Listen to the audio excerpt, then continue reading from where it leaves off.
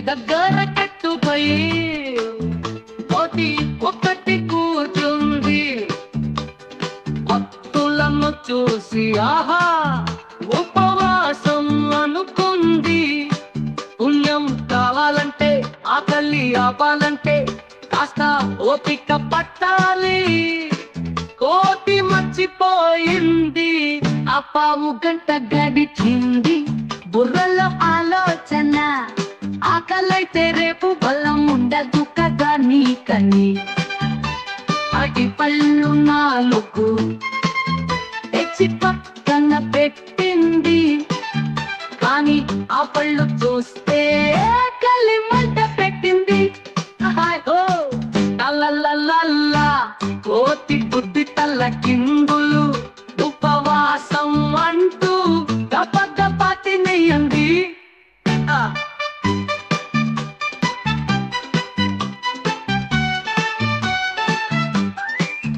ఆ తొక్కలు ఒలిచింది. పళ్ళు సిద్ధం చేసింది. ఇంకో పావు గంటలో నీరసం ఎక్కువైంది.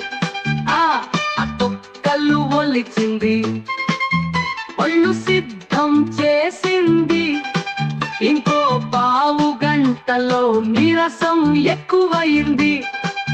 ఒక్క పండు బుగ్గలో పెట్టుకుంటే తప్పేంటి అనుకుంది కోతమ్మ.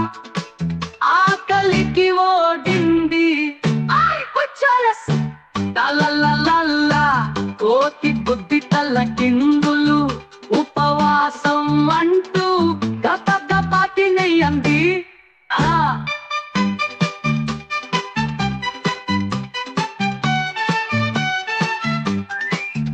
ఆ పండు రసం నోట్లో ఊరింది తీపిగా.